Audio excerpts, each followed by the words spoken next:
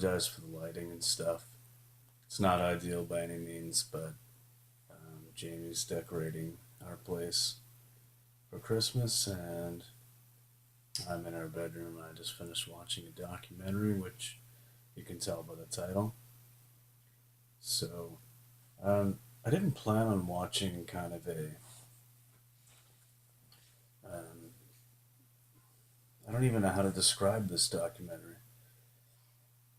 I didn't plan on watching something quite this different, but it just stuck out to me. I was scrolling through Netflix. I just went to the documentaries tab, and I saw it, and I was like, "Well, that looks kind of cool." I scrolled through every other one that was listed on the main page, through every documentary, and got back to the start and saw this one, Samsara, and I was just drawn to it. I had to watch it. So even though I didn't really know what it was about, I have to say this was, for me, this is one of those films that I think every single human being should watch. I really do. It is a There's no narrative. There is not one spoken word. It's a minute and or an hour and 42 minutes of visual and audio display, like a dance of just great cinematography with amazing music, and it explores the world and the people that live upon it. So yeah, it's funny that the last video I made before this one was about, um, just touching a little bit about the my history of using drugs and stuff, because this documentary, it's a trip, but it's amazing. But it's an experience. It's definitely an experience. It's I mean, it starts off with like a really cool display of culture, like a little dance kind of thing. Goes to an epic volcano eruption, and you're like, okay, where's this going? And you literally travel around the world through different cultures, through different times, with just shows of architecture, nature, people, and all just represented in a way that it's just beautiful. It really is. Takes you around the world, and expresses through that visualization and through that music. You get a sense of feeling of different parts of the world and the cultures around the world. Now, it does take a little bit of a turn, not quite halfway through, where it kind of shows a very stark contrast between nature and some of the older civilizations and cultures, and then cities and the modern world and industrialization, and really just there's one clip that's almost a little bit disturbing. It's nothing crazy violent or anything. It's just disturbing in how psychotic it really is. It's artistic yet psychotic. It kind of reminded me of a scene from Pink Floyd's The Wall. It's just kind of shows, to me, it represents that breaking or that disconnect that we have experienced with the world. And from there, it does kind of go. I don't have many notes this time, but it kind of goes from that journey to discover the world to a glimpse at what's going on right now. And it's everything from like manufacturing, food assembly, fast food. It does actually, and I had no idea what this film was about again, but there's a segment where it just takes you through some factory farming. And, set to the music, it really,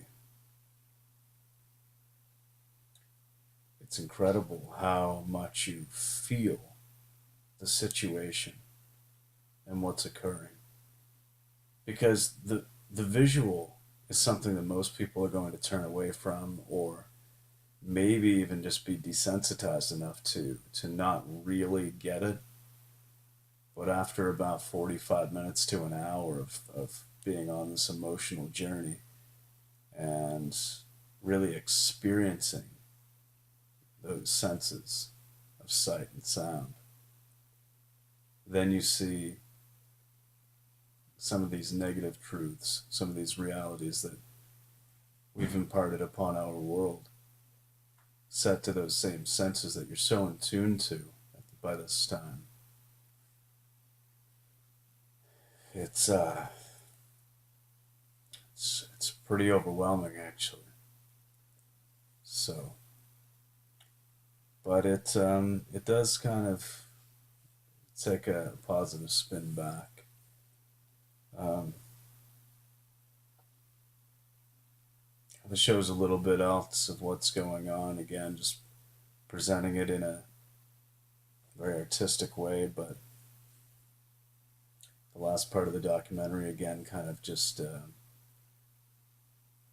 reconnects with nature a little bit, or with culture. And I guess this could be interpreted differently by anybody who watches it, and it can be experienced differently. Again, there's not a single word through this entire documentary, almost 2 hours. So I can't tell you what it's about. I can only tell you how I've experienced it, which I think is the beautiful thing. But I I felt like, as the name really aptly describes, like it's a cycle, or it's a phase, it's a learning period maybe. Um, Samsara is like it's kind of like a cycle of suffering, or a stage of suffering along the path to enlightenment. Often, I'm not a Buddhist by any means, um, but along the path to nirvana, it is said that you may experience a cycle of suffering, or many cycles of suffering along the way on the road to enlightenment. So this film is really just an audiovisual representation, um, of the human experience in a nutshell. Everything that it entails, from a tribal existence in a rainforest, just living along a waterfall, being at one with nature, to being on a subway and being disconnected from the million people around you, to atrocities like factory farming and poverty, and back to a state where we can understand what's happened and possibly learn from our mistakes. I don't know. That's all I've got, guys. That's that's how I experienced it. Maybe it would be different for you, but it's on Netflix. You've got to check it out. Samsara. Um, it's one of the most emotional experiences I've had, I think, possibly in my entire life.